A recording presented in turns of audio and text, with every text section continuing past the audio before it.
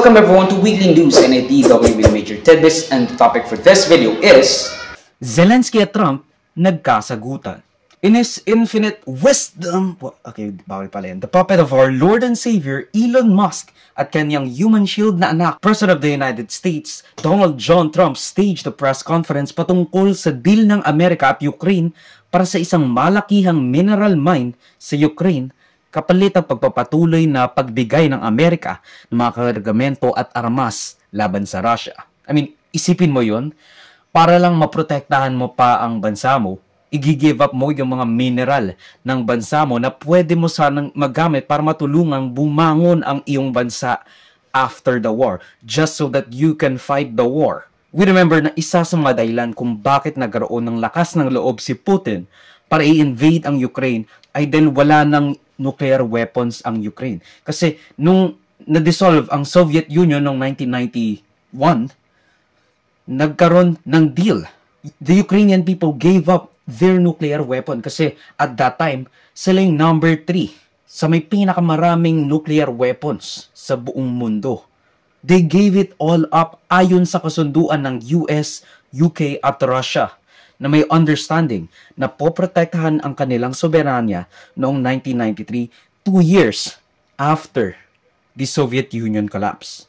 Matandaan nating tinatawag ni Trump at mga kaalyado nito na diktador si Zelensky dahil walang eleksyong nangyayari sa Ukraine matapos ang ilang taong digmaan na ngayon kanyang tinatanggi. Mr. President, you talked about having common ground with Keir Starmer, but there are things you disagree on as well. You described Zelensky as a dictator. He describes President Putin as a dictator. Do you see that as a problem? The relationship between President Zelensky and President Putin is not a good one. You've noticed, right? It's not a good one. It's not a good relationship.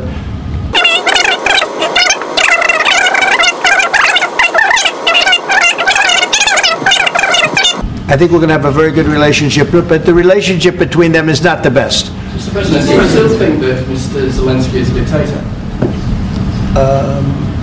Did I say that? I can't believe I said that. Next question. Now, what the actual frick do you think is going on there? Walang eleksyon, kaya diktador? Maybe kung tinigil ng Russia ang pambobomba ng mga sibilyan, pagkalbo ng mga syudad sa Ukraine, at ang walang hangganang stalemate, makakapag-eleksyon sila. Meron pa nga nagtanong kay Zelensky, bakit raw hindi niya nire-respeto yung White House at Oval Office, pati yung Kongreso tuwing bumibisita siya sa US? Bakit hindi siya nagsusuot ng suit katulad nito? Tapos dapat may tie, tapos puti yung nandito. Nasa gitna sila ng gera. Okay? That's it. Yun ang dahilan. Nasa gitna sila ng gera. Pagtapos ng photo op at deal, balik-bakbakan na naman siya. Balik siya sa Ukraine, sa Kiev. Yung nagtanong na reporter kuno is a freaking MAGA hack na kinakasama ni Marjorie Taylor Greene. Second question. My second question for President Zelensky. Do you ever? Why don't you wear a suit? Why don't you wear a suit? You're at the highest level in this country's office, and you refuse to wear a suit. Just want to see if you do. You own a suit? Yeah, problems. A lot of Americans have problems with you not respecting. I don't have such. I will wear a costume after this war will finish. Okay. Yes, maybe one. Maybe something like yours. Yes. Maybe something better. I don't know. We will see. Maybe something cheaper than. Yeah. Thank you. Thank you. Tapos tinatanong pa ni JD. Kasi si Trump medyo naiinis na kasi sumusako si JD sa usapan nila. It's supposed to be all about Trump, but when it devolved into a shouting match dahil humihingi si Zelensky ng assurance na unlike dati, susundin ni Russia yung ceasefire, hindi pa nga raw nagte-thank you si Zelensky at kinakalaban pa si Trump. Ina-antagonize daw siya sa American media. And I want to get this thing over with. You see the hatred he's got for Putin. It's very tough for me to make a deal with that kind of hate. He's got tremendous hatred. I can tell you the other side isn't exactly in love with, you know, him either. And the path to prosperity is maybe engaging in diplomacy. we tried the pathway of Joe Biden of thumping our chest and pretending that the President of the United States' words mattered more than the President of the United States' actions. 2014. 2014. Yeah. So I was not here. Yeah, but yes, but during 2014 till 2022, the situation the same. That people have been dying on the contact line. Nobody stopped him. You know that we had conversations with him, a lot of conversations, my bilateral conversation, and we signed with him. Me, like a new president in 2019, I signed with him the deal. I signed with him, Macron and Merkel. We signed ceasefire. All of them told me that he will never go. We signed him with gas contract. Yes, but after that, he broke the ceasefire. He killed our people, and he didn't exchange prisoners. We signed the exchange of prisoners, but he didn't do it. What kind of diplomacy, GD, you are speaking about? What do you mean? I'm talking about the kind of diplomacy that's going to end the destruction of your country. Yeah, but Mr. President, with respect, I think it's disrespectful for you to come to the Oval Office and try to litigate this in front of the American media. Right now, you guys are going around and forcing conscripts to the front lines because you have manpower problems. You should be thanking the President for trying to bring it into this conflict. Have you ever been to Ukraine that you say what problems we have? I have been to. I've actually watched and seen the stories, and I know what happens is you bring them on a propaganda tour, Mr. President. Do you disagree that you've had problems bringing people in your military? And do you think it's respectful to come to the Oval Office of the United States of America and attack the administration that's trying to prevent the destruction of your country? A lot of questions. Let's start from the beginning. Sure. First of all, during the war, everybody has problems. Even you, but you have nice ocean, and don't feel now, but you will feel it in the future. God bless. You don't know that. God bless. God bless. You're not war. Don't tell us what we're going to feel. We're trying to solve a problem. Don't tell us what we're going to feel. I'm not telling you. Because you're in no position to dictate that. Remember that. You're in no position to dictate what we're going to feel. You've allowed yourself to be in a very bad position, and it happens to be right about from the very beginning of the war. You're not in a good position. You don't have the cards right now. With us, you start having cards. Right now, you don't have any playing cards. You're playing cards. You're gambling with the lives of millions of people. You're gambling with World War III. You're gambling with World War III. And what you're doing is very disrespectful to the country, this country. That's back to you. Far more than a lot of people said they should have. Have you said thank you once? This entire meeting? No, in this entire meeting, you said thank you. You went to Pennsylvania and campaigned for the opposition in October. Offer some words of appreciation for the United States of America and the President who's trying to save your country. Please, you think that if you will speak very loudly about the war, He's not speaking loudly. He's not speaking loudly. Your country's in big trouble. Can I answer? No, you've done a lot of talking. Your country is in big trouble. I know. You're not winning. You're not winning this. You have a damn good chance of coming out okay because of us. Mr. President, we are staying in our country, staying strong from the very beginning of the war. We've been alone, and we are thankful. I said thanks you in this cabinet. We gave you, through this stupid president, $350 billion. We gave you military equipment. And your men are brave, but they had to use our military. If you didn't have our military equipment, this war would have been over in 2 weeks. In 3 days. I heard it from Putin. In 3 days. This is something maybe less. In 2 weeks. Of course, yes. It's going to be a very hard thing to do business like this. Say thank you. I said a lot of times. Except that there are disagreements, and let's go litigate those disagreements rather than trying to fight it out in the American media when you're wrong. We know that you're wrong. But you see, I think it's good for the American people to see what's going on. I think it's very important. That's why I kept this going so long.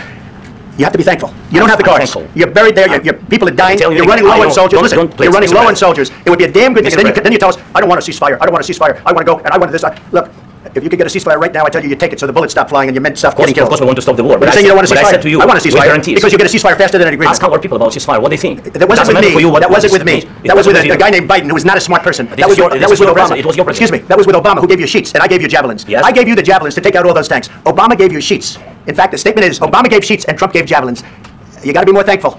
Because let me tell you, you don't have the cards. With us, you have the cards. But without us, you don't have any cards. One more question, Mr. Vice President. Sorry, It'll be a tough deal to make. Because the attitudes have to change. What if Russia breaks ceasefire? What if Russia breaks peace talks? What do you do then? I understand that it's a heated conversation right now. What are you saying?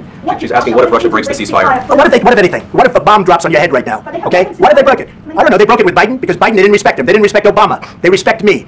Look, ito ang gusto mangyari ni Trump. Gusto niya na at all cost, gusto niya na kapayapaan sa pagitan ng Ukraine at Russia for at least a year or so. Dahil mananalo siya ng Nobel Peace Prize dahil doon. Handa siyang isakripisyo ang lahat pati ang mga gusto ng Russia para lang masabi na nagkaroon at siya ang nag-negotiate ng peace sa Russo-Ukrainian War. Pero after that, wala na siyang pake kung Russia breaks the treaty for the millionth time again, basta makuha niya muna yung Nobel Peace Prize. Kasi nasa kanya na yung Nobel Peace Prize, so he needs the ego boost. Gusto rin ng Russia ng ceasefire ngayon kasi apparently hindi maganda sa ekonomiya mo lalo na at isa kang autocrat na pwersahin ang mga lalaki sa conscription. Ibuhos ang pera sa isang gyerang hindi gumagalaw. Nakakahiya pa kasi akala mo mabilisan lang ang magiging labanan dahil superpower ka tapos yung sinasakop mo napakaliit tapos dating parte pa ng iyong domain. Nakakahiya.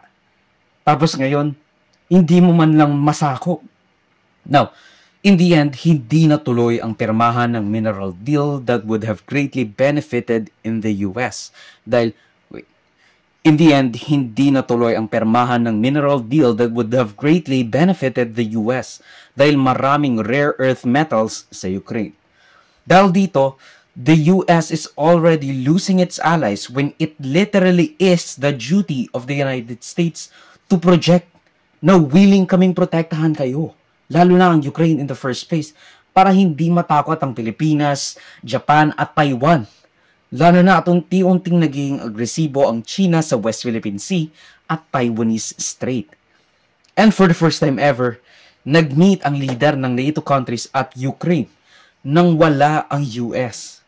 And that's a big fucking deal. Kasi ibig sabihin nun, they are willing to, at the very least, talk to Ukraine without their big daddy US. Kasi unreliable na siya. At least Europe is now taking notice na unreliable ang US, especially under the Donald Trump presidency at ang kanyang isolationist policies. Now, at the end of the day, it's night. You know, ultimately, itong realist at definitely antagonistic na operasyon ni Trump on foreign policy will either alienate a lot of leaders or push them to defend themselves with less US soft and hard power influence na nooy inaako ng US matapos ang World War II at collapse ng Soviet Union bilang world police. Pero ngayon, mawawala na sila ng jurisdiction, mawawala na sila ng impluensya na, you know, magdikta sa mga maliliit na bansa para gawin yung gusto niyang gawin. Kasi wala na silang ibinibigay, hindi na nila ginagaranti na sila ang magiging world police. Na hindi na ito multipolar world. Wala nang US hegemony na pwede tayong mag-rely. Ang video clip na ito ay galing sa aking series na News Worthy Recap. Check the entire video for the complete weekly news recap and subscribe to the channel to be kept up to date sa mga local at global news na I'll make sure would be interesting to you particularly. Di ko alam yung name mo pero you should subscribe. You... Muhammad Smith? I don't fucking know. John Smith? Salamat sa manunod mga kabayan. Avoid me, like, subscribe, follow my links in socials and avoid. Show set would be linked down below. Sa susunod muli, of course, paalam.